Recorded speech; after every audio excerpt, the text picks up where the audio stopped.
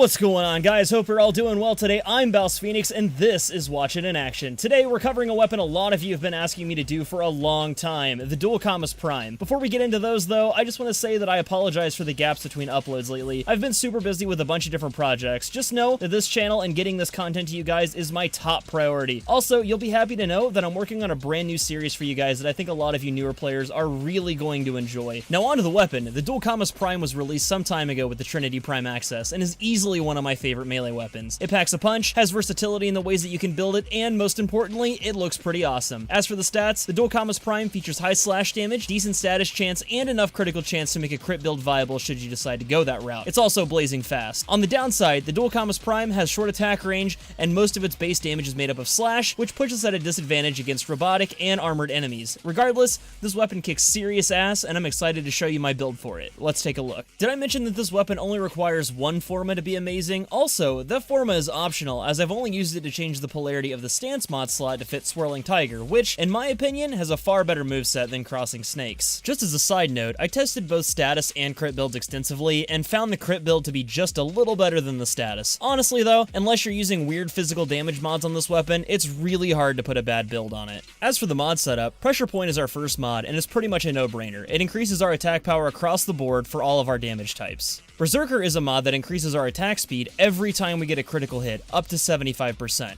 There's pretty much no reason you wouldn't want to run this mod on a melee crit build, as melee speed is essentially pure DPS. Blood Rush is another important mod that increases our critical chance as our combo multiplier climbs. When paired with Berserker, you'll find yourself in red crit territory fairly quickly. Body count is almost a given on any build with Blood Rush or Weeping Wounds, as it allows us to extend the duration of our combo timer, which is almost non-existent without this mod. If you're a skilled player, you may find yourself keeping your melee combo counter up for an entire mission without it resetting. On the bottom row, we have two elemental dual stat mods. These can be any element you want, just make sure that the element is appropriate for the faction you're going against. You can forma the Dual-Commas Prime to fit 90% elemental mods, but this weapon has fairly decent status chance, and with its attack speed, you'll find that you'll often proc your elemental effects. Organ Shatter and True Steel are our last two mods on this build, and they contribute to critical damage and critical chance respectively. True Steel isn't absolutely necessary, but it will give you your base boost in critical chance, which will ensure you're getting red crits faster. If you feel this mod is a wasted slot though, I recommend switching it out for Life Strike. Lastly, you can see here that I've put together a status build for this weapon, and I found it to be fairly formidable, but as I mentioned earlier, it fell short of the critical build. For the last part of this video, I want to show you how the critical build we just went over performs against a group of various high-level corrupted enemies that you'd find in the Void. Notice as we jump in that the slash damage of this weapon is going to absolutely destroy non-armored targets. Once we climb in combo multiplier though, and the red crits begin to proc, there won't be much that the Dual-Commas Prime can't stand up to. The status build performs almost this well, but if you run Naramon like myself, you miss out on an opportunity to pretty much be invisible as long as you're attacking. And that about covers it, guys. Thank you so much for watching this episode of Watch It in Action.